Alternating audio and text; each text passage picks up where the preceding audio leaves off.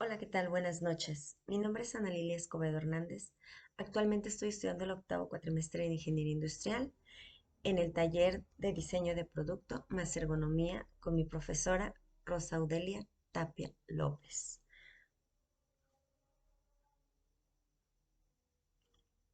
Vamos a entrar en tema. Riesgo laboral. ¿A qué se refiere la denominación control de ambiente? Cuando se habla de control de ambiente, nos referimos a las condiciones en el interior de las instalaciones donde se realizan dichas actividades. En estas influyen tres condiciones primordiales. Hablamos de condiciones ambientales de trabajo, físicas, como lo es iluminación, sonido, espacios, temperaturas y humedad, ruido, contaminación y ventilación, distribución de las personas. Hablamos también control del tiempo, como lo son las jornadas de trabajo, tiempos de descanso, así como tiempos extras.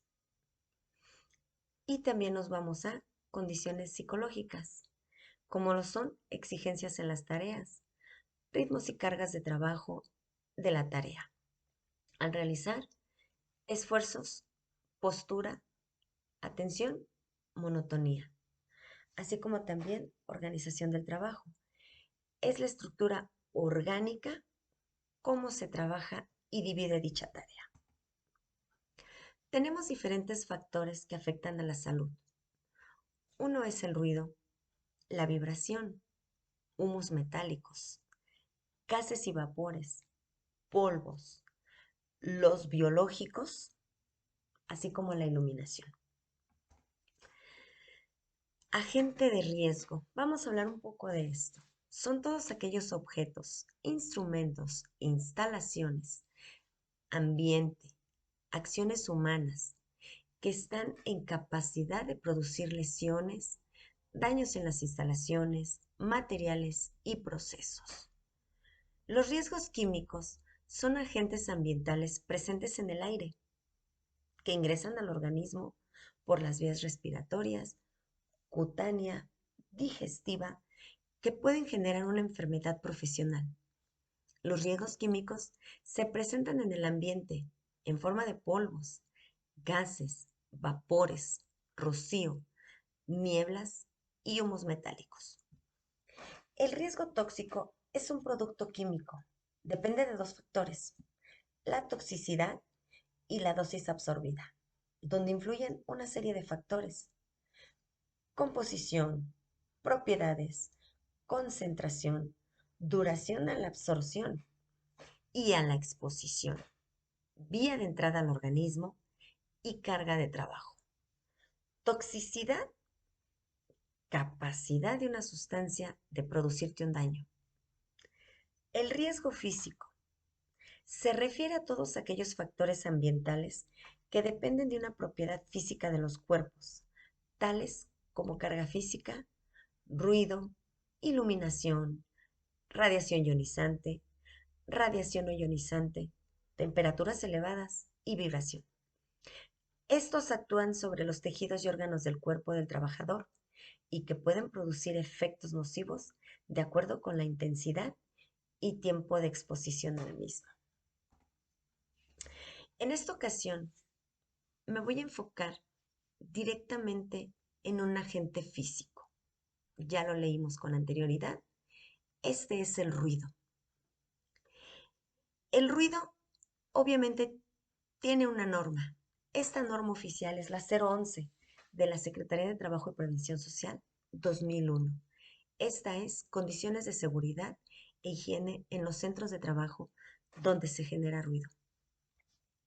Esta norma establece las condiciones de seguridad e higiene en los centros de trabajo donde se genera ruido, que por sus características, niveles y tiempo de acción sea capaz de alterar la salud de los trabajadores.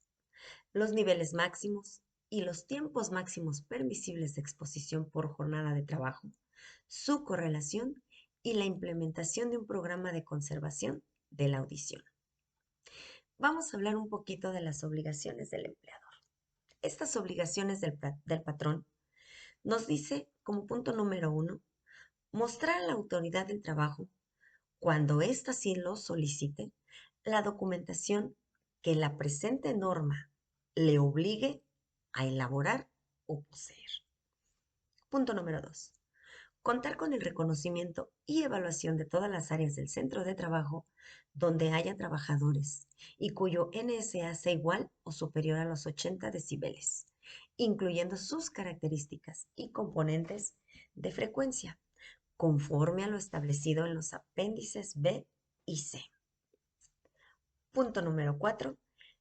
Verificar que ningún trabajador se exponga a niveles de ruido mayores a los límites máximos permisibles de exposición a ruido establecido en los apéndices A.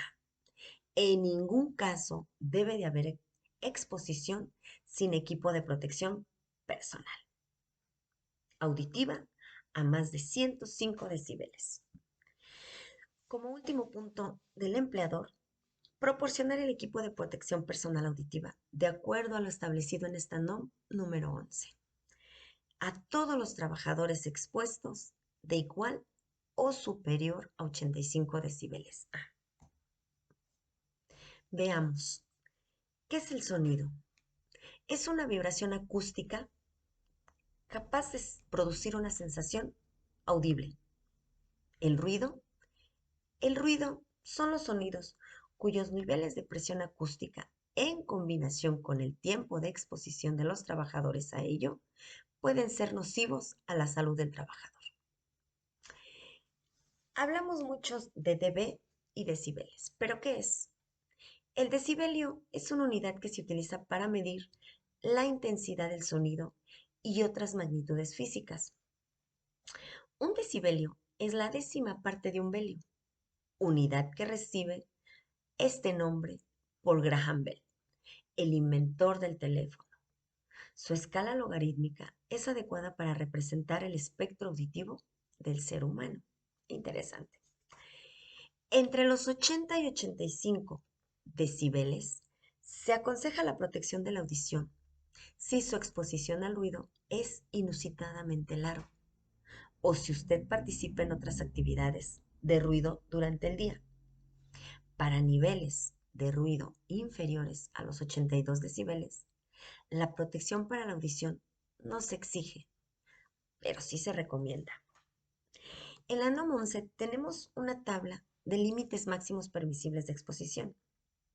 Lo tenemos desde los 105 decibeles A, que su tiempo máximo permisible de exposición es de 15 minutos, mientras que de 90 decibeles A, si vamos a estar expuestos 8 horas, es el tiempo límite permisible máximo, 8 horas a 90 decibeles. Efectos del ruido en la salud. Sí los tenemos y vamos a comenzar por los fisiológicos. Uno de ellos es la sordera profesional. Otro, aumento de frecuencia respiratoria, aumento de ritmo cardíaco, dolor de cabeza, náuseas, pérdida de control muscular. También los tenemos los psicológicos. Uno de ellos es el nerviosismo, la irritabilidad, falta de concentración, insomnio, alteración del estado de ánimo crítico. Les voy a comentar de dos equipos que hacen la medición del ruido. Uno de ellos es el sonómetro. Un sonómetro es un instrumento normalmente portátil, diseñado para medir niveles sonoros de forma normalizada. Responde al sonido aproximadamente del mismo modo que el oído humano y proporciona medidas objetivas y reproducibles de los niveles de presión sonora. Este equipo debe contar con certificación de calibración vigente. También hablamos del dosímetro. Normalmente son pequeños dispositivos de hombro sin cables que miden el ruido directamente en el oído del trabajador. En otras palabras, el ruido real que afecta al trabajador. De aquí nos brincamos un poquito a los controles previos para considerar el equipo de protección personal. Uno de ellos, utilizar reductores de ruido. Otro, encapsuladores de motores, disminución de ruido con espuma. Y la otra parte es capacitar adecuadamente al personal. Luego nos vamos al equipo de protección personal. Estos son tapones auditivos. Los tapones se insertan en el canal auditivo de esta manera. Se tiene que tomar el oído para que éste entre perfectamente en el canal, atenuando la intensidad del ruido con la que se expone el trabajador. Es importante que el tapón selle totalmente el canal auditivo, formando un cierre hermético en la cabeza. Para retirar, de igual manera, hay que levantar un poco para que éste salga limpiamente y no sentir el plapo en el oído. No lastimarse. Importante, si la limpieza no es correcta, puede causar una infección o no protegerte correctamente. Hay tapones auditivos desechables y para varios usos. Estos normalmente hay que lavarlos porque, como observan, tiene estos separadores que aquí se puede concentrar mucho la mugrita o el polvo que hay en el ambiente de trabajo. Hipoacusia. Hablamos de esto con anterioridad y esto no es más que la sordera profesional. La hipoacusia está reconocida como enfermedad profesional en muchos países y esta se debe a una alteración coclear bilateral irreversible, señores. Así es, no tiene cura, no hay marcha atrás. Esta es secundaria a una exposición prolongada a niveles sonoros elevados durante el ejercicio de la profesión. El nivel recomendado por la Organización Mundial de la Salud para garantizar una buena salud y bienestar es de 65 decibeles. Si la exposición es superior a los 85 decibeles, ya hay un riesgo de pérdida auditiva crónica. Mientras que si la exposición se repite en el tiempo y por encima de 100 decibeles, hay riesgo de pérdida inmediata. Qué interesante es este tema del ruido. Vamos a cuidarnos. Es todo por hoy. Buenas noches y muchas gracias.